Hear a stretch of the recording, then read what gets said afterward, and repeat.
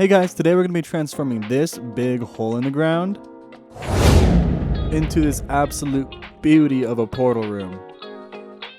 We are on our way to our first 100 subscribers, so if you want to be a part of that elite group, hit the subscribe button, like the video, and we'll have a lot of Minecraft videos coming out soon. Hey, what's up guys? Welcome back to Vault Hunters. This is episode number 24 and we're going to be doing a lot of building today. Being a modded series, we do have an opportunity to get a couple of things that are really going to help us out. So we're going to jump into our mod list, go over to our abilities, and I already got 1 point of reach, but I do want to get another one. So this is going to essentially let me reach further. I also want to upgrade my dash and my mega jump, so I'm going to go ahead and go to... Oh, that's 2. Wait, how much is dash? Okay, let's get another one with dash. Maybe I'll hold off on mega jump for now. So we're going to be building right underneath the mob tower today. At some point we're going to come around and build another tower in the middle. I've done some design work on that, but that's not going to be the main thing for today. Today I want to build myself a new altar room and start mapping out where I'm going to put my my storage space, my storage room. Right now I just have my portal and it's all set up in one of my villager rooms. Is up in this one where the clerics are supposed to be. I'm probably going to replace this metamorphic taiga stone. I don't really like that. It's just temporary to put in place. But I want to fill this place with clerics and I need to clear out all of my portal stuff here. This is a much better vibe than it was out in the field, but still not quite what I'm looking for. A little bit off topic, but I did also get another mod. I got the elevators mod, so yeah, really cool. I love this one. Honestly, one of my favorite things I've come across in this mod pack so far. And yeah, I'm really excited to be getting to use it. The elevators are incredible and they're going to make building possibilities so much better. And that's definitely going to be how we're going to be getting into our room down here. Oh, hello, turtle. These guys keep spawning down here. I don't think they really drop anything. I don't remember if they drop anything actually, and I don't want to kill this guy right now, so I'm not going to. I'd like to get a few of them as pets. I don't know if this guy's gonna be the guy. They spawn pretty frequently, so they're kind of like a passive cave mob, so that's pretty cool. I need to do some resource collecting. I don't have anything that I need. I mean, I have a little bit of stuff. My chest monster's right here. But I need a lot of very specific materials. Mostly dark oak. I need some soapstone, which is from, the biomes you'll go. And I need, what else do I need? Stone. I got the stone. Stone and deep slate. Yep, those ones are covered. I can't wait to get all of this stuff cleaned up and have an actual place to live. Because right now, I'm kind of just between this little chest monster here and the tower with the villagers, so I'm finally gonna have a place to really put all of my stuff. At some point I'll make like a bedroom or something, but that's kind of low priority right now. I can just put my bed wherever.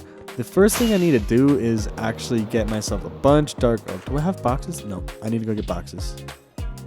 Alright, I've got a few shulker boxes and my boss crate, so I got plenty of space. I probably don't need that much room for dark oak, but I like to use dark oak a lot, and it would be nice to have a good amount for backstock. So I'm going to go ahead and watch a YouTube video myself and chop down this dark oak forest, and we'll see how much wood I can get in that time.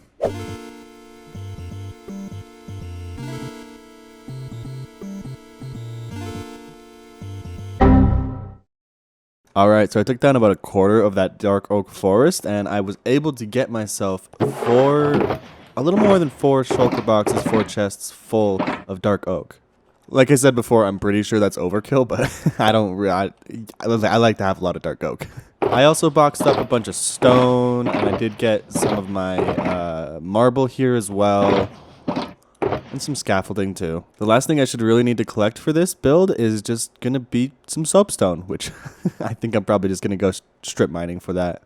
Based off of what I'm seeing in this hole, it does look like there's soapstone pretty much everywhere up until the deep slate starts. We've got patches pretty much all up along the wall, and it's going to be that black stone in case you're wondering which one I'm talking about.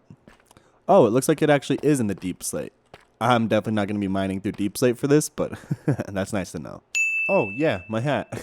The hat, it actually gives me another +2 reach distance. So that was super helpful. I was clearing out that forest, and it'll be really helpful with building and everything else. So I actually have like a really long reach distance now. As a matter of fact, look how far I can reach from here to the wall. That's amazing. All right, I'm going to go grab the soapstone and I'll be right back. I've put in the bottom ring just to kind of help myself really know where I'm going to go along with this. Now I just need to knock out the walls all the way up to that block there. It's going to be Y39, and then place a whole bunch of blocks. I'm trying to be a little bit more process oriented this time around. A lot of times when I build things in survival, I just kind of go at it and don't really pay attention to what I'm doing. And I feel like I end up spending a lot of time just trying to figure out what to do next. So with this build and being as big as it is altogether, I feel like it's going to help me out a lot to really kind of just think about it a little bit more, take my time and plan things out, plan out the process, not even just the build, but like how I'm going to go about building things. Like small example, just clearing this wall out. I'm going to, I want to go from the top and go down. That way it's a little bit easier for me. Like I don't have to be reaching up up ahead of me, even though I got a massive amount of reach right now, but actually no. I've spent a lot of time working in restaurants, and one of the best things one of my managers once told me was just slow down, take an extra 10 seconds to collect your thoughts, and then go back out and execute. And it really went a long way for me just to kind of understand that going as fast as possible and nonstop isn't always the best option. Sometimes it's better to just slow down a little bit, and it can even save you a lot of time in the long run. Okay, here we go. If I take out the bottom layer now, I can just go in between and that'll get me all the way up to the top because I got that many points of reach.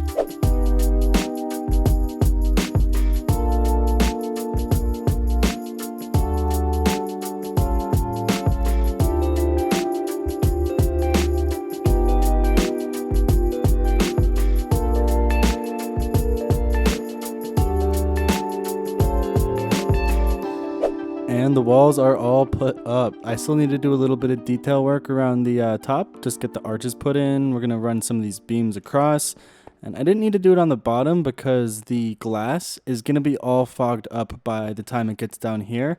I might have gone a little bit further than I need to, but I figured better safe than sorry. I mean, I did manage to save a little bit of materials, just knocking out those bottom 4 blocks. Now that the walls are all put in, we can go ahead and start putting in glass. We're going to do one every layer of gray glass. So I got to collect some materials. I'm going to need to figure out a way to get myself a lot of gray dye. It's probably going to be from some kind of flour. And I need to go get a lot of sand. So I'm going to go collect some resources off camera. It took me a little while, but I did manage to get myself a ton of glass. So I've got 4 double chests full and another chest off to the side. So yeah, that should make about 15,000 pieces of glass. I'm probably just going to keep it all in here and go back and forth. And yeah, this is going to take a little while.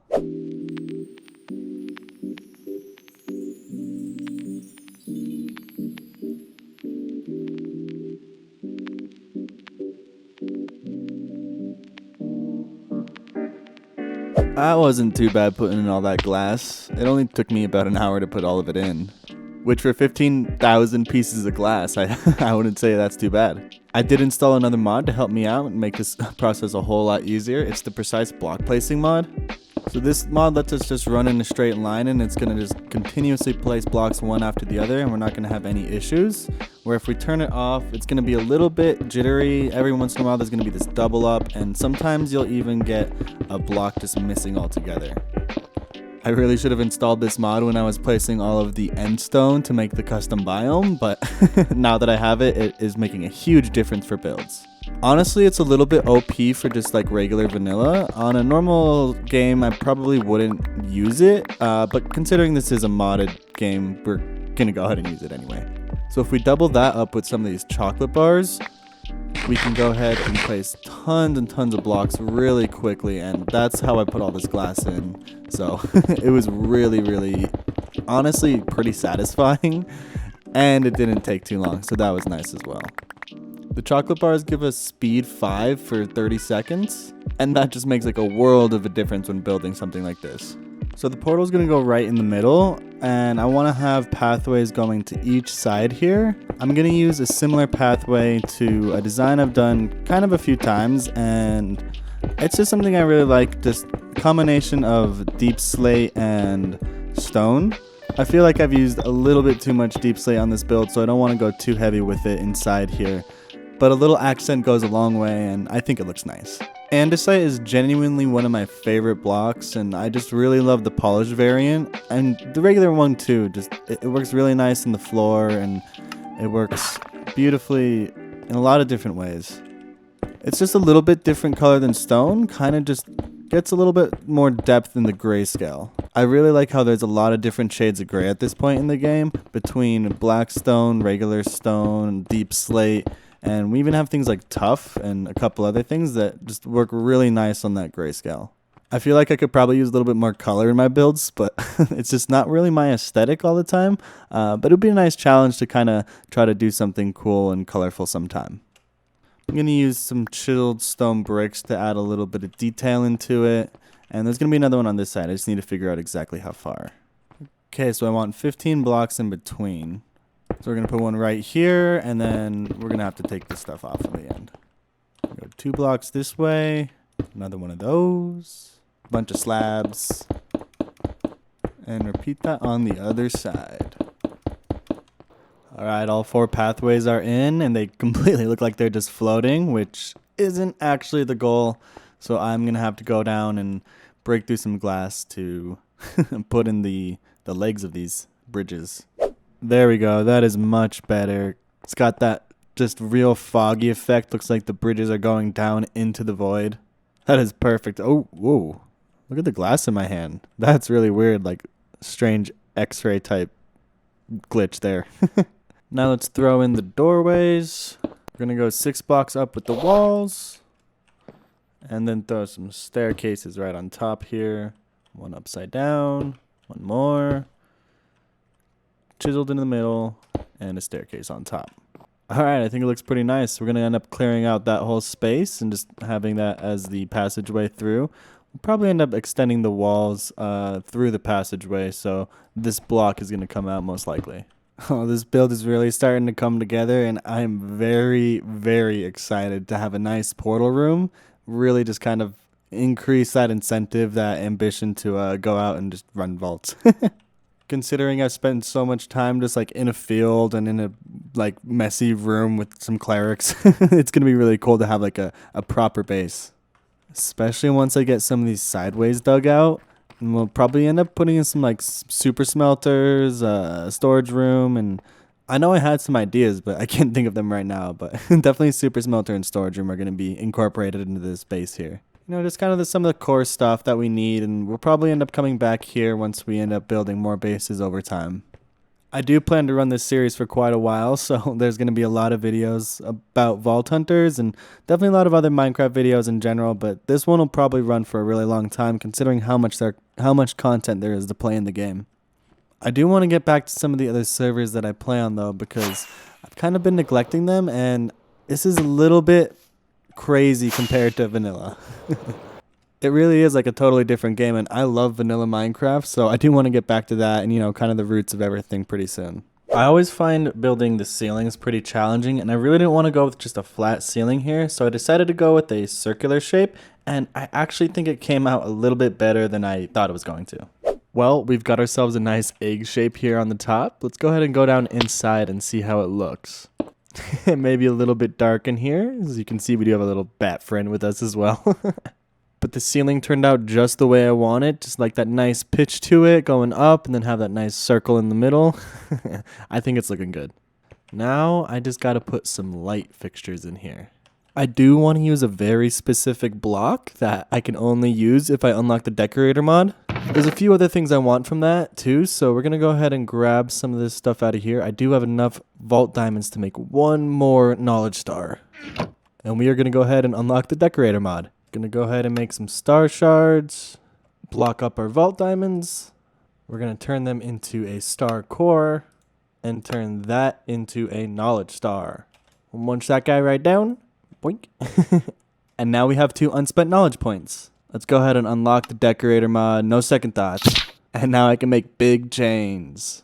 We're going to make it exactly the same as normal chains, except double it up. And that is the difference between chains. Ooh, look at that thing. That is awesome. The big chains are going to make a huge difference and make the chandeliers a whole lot sturdier looking. This is looking a whole lot better with some light in here. And there's only one more piece to put in. The portal. So I want this room to look like it was built around a decaying portal. And since it goes from all 4 sides, I'm going to make it look broken going one direction and it'll be functional going the other. Let's start with the functional side. That's a nice tall frame. And now we're going to make this broken bits. Use some stairs to kind of make it look like chunks have been broken out of it. I'm going to build up along the sides as well to kind of make it look like it's been encased and overgrown from the blackstone. Fill in the top a little bit more. Put a few on top. And I'm liking the way this is coming out. And that is the room all put together. I'm very happy with how this is turning out. This is beautiful. It is super exciting and very motivating to have a space like this to run vaults from. It just makes it that much more fun. I'll probably try to run some vaults in the next episode so we can actually make use of this room. But for this episode, I don't think we're going to have time for that, unfortunately. There is something I wanted to talk to you guys about before I wrapped up this episode, though. I do think I might end up taking a little break from Vault Hunters. I kind of want to get back to vanilla Minecraft. I was mentioning this earlier, and there's a couple other servers. I want to get back to playing with some friends and kind of back to the core game itself. Vault Hunters is a ton of fun, but it is super modded and it is very, very different than normal Minecraft. And I kind of just want to get back to the regular game. That, and I also want to flesh out some of my other series. I'm really trying to get some work done on my solo survival series. It's a big water ocean base. I'm clearing out right now an entire perimeter of water, so that is a big project, and I really want to spend some time on that. And I also really want to go back to Blackstone to work on the Big Oof City and, you know, really build out some of those buildings, work on getting Bryant some Blackstone, and just kind of building things out there a bit more. So if you guys have been enjoying this series, make sure you subscribe for those other series because they're going to be a lot of fun. We're going to start doing some more episodes there, and we're going to come back to Vault Hunters. I think number 25 is going to be the last one before I take a little bit of a break. There might be some here and there, but as for my main focus, it's probably going to be on like Blackstone, SMP, and maybe a little bit of the solo survival stuff. That's a really big grind of a project right now. Once I get more of the perimeter cleared out, then I can kind of come back around to it. But I really want to get back over the Blackstone SMP and do some stuff over there. I do think that's going to be all the time I have for today's video. So thanks so much for watching, guys. If you enjoyed this one, if you think this is a cool build, share it with your friends, hit the like button, you know, subscribe, all the fun YouTube stuff. And I really appreciate you watching. Let me know what you think down in the comments, and I will see you next time. All right, see you later. Bye.